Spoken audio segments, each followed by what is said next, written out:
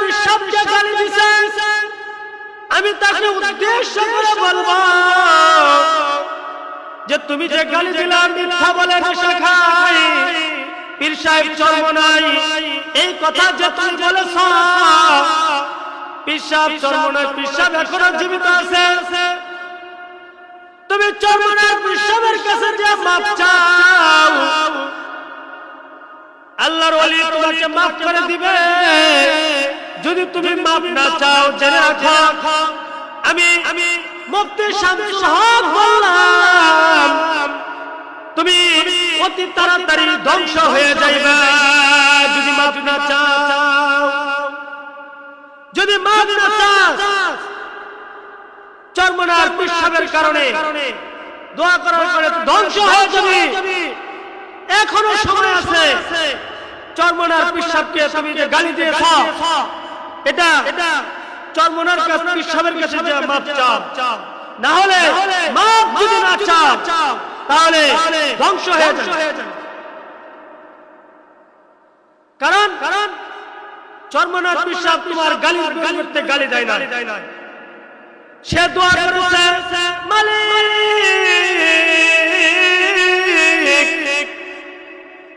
আমাকে যে গালি দিছে তাকে হেদায়েত দাও, যদি হেদায়েত না থাকে তাকে ধ্বংস করে দাও।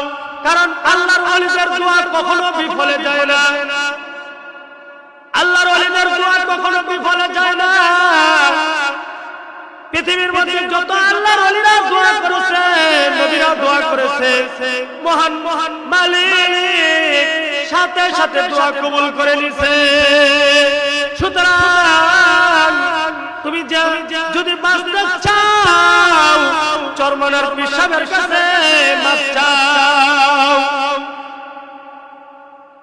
তাহলে রহমানের বান্দার দ্বিতীয় নাম্বার গুণ হলো ওয়াইযা খাতাবাহুমুল জাহিলুনা ক্বালু সালামা। রহমানের বান্দার তৃতীয় নাম্বার গুণ হলো ওয়াল্লাযীনা ইয়াবিতুনা লিরাব্বিহিম সুজদাও ওয়া কিয়ামা। রহমানের বান্দার তৃতীয় নম্বর গুণ হলো তারা রাতকে অতিবাহিত করে রবের জন্য, মালিকের জন্য, লিরাব্বিহিম পালন কর্তার জন্য তারা রাত্রিকে অতিবাহিত করে সুজদা ওয়া কিয়ামা, সিজদা অবস্থায় এবং দাঁড়ানো অবস্থায়। রহমানের বান্দা যারা তারা সিজদা অবস্থায় এবং দাঁড়ানো অবস্থায় আল্লাহ পাকের ইবাদতে তারা রাত্রি যাপন করে, রাত্রিকে অতিবাহিত করে। রহমানের বান্দার তৃতীয় নম্বর গুণ। আল্লাহর ওলি যদি হতে চাও, আল্লাহকে যদি হতে চাও, তাহলে বেশি বেশি তাহাজ্জুদের নামাজ পড়ে মালিকের কাছে দোয়া করো। আমার মালিক এত বড় দয়ালু, শেষ রাত্রে আইসা, প্রথম আসমানে আইসা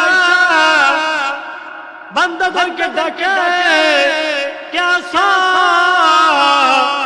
অসুস্থতা আমার কাছে চাও, আমি সুস্থতা দিয়ে দিব। কে আছো গরীব? আমার কাছে চাও, আমি মালিক তোমাকে ধনী বানিয়ে দিব।